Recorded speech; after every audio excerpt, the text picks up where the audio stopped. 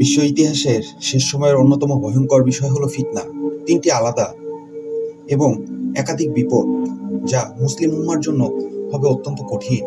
আজকে আমরা জানব হাদিসে শেষ জামানার ফিতনা সম্পর্কে কি বলা হয়েছে এবং এই ভয়াবহ ফিতনার সময় আমরা কিভাবে প্রস্তুত থাকতে পারি।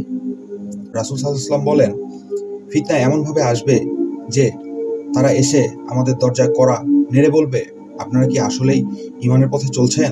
হাদিস। প্রথম আলামত হিসেবে যে বিষয়টি হাদিসে এসেছে তা হলো অন্যায় ও জুলুম বিস্তার পাবে। রাসূল সাল্লাল্লাহু আলাইহি ওয়াসাল্লাম বলেন, তোমরা এমন সময় পাবে যখন সবচেয়ে বড় সমস্যা হবে মানুষের মধ্যে সুবিচার এবং ন্যায়ের অভাব। বুখারী। এ সময় পৃথিবী জুড়ে বিশাল অস্থিরতা ও রাজনৈতিক বিশৃঙ্খলা ছড়িয়ে পড়বে। এমনকি মানুষ সৎ নেতা খুঁজে পাবে না, কিন্তু যখন খুঁজে পাবে তখন সে নেতা হবে প্রতারণা ও দুনিয়ার মোহে আক্রান্ত। দাজ্জাল হবে অন্যতম বড় ফিতনা, যাকে রাসূল সাল্লাল্লাহু আলাইহি ওয়াসাল্লাম বলেন, সে এমন এক সময় আসবে যখন সে সমস্ত পৃথিবীতে এক ধরনের বিপর্যয় সৃষ্টি করবে। মুসলিম।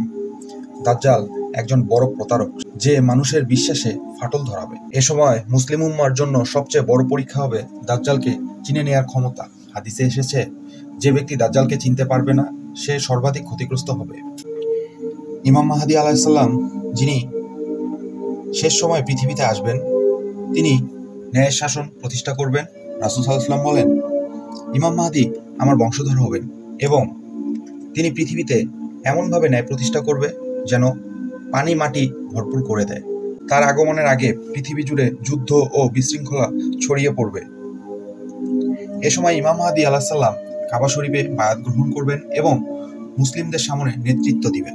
দাজ্জালের বিরুদ্ধে সবচেয়ে বড় লড়াই হন মাহদী আলাইহিস সালাম এবং ঈসা আলাইহিস সালামের নেতৃত্বে।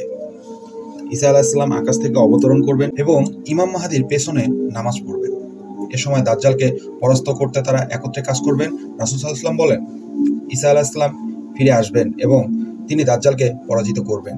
এটি হবে পৃথিবীর জন্য একটি নতুন অধ্যায়ের সূচনা। সে সময় এই ফিতনার প্রভাব শুধু মুসলিম উম্মার নয়, বরং সারা পৃথিবীকে বিস্তার করবে। রাসূল সাল্লাল্লাহু আলাইহি ওয়াসাল্লাম বলেন, যে ব্যক্তি ঈমানী দৃঢ়তার সাথে রক্ষা পাবে সে সারা পৃথিবীকে অতিক্রম করবে।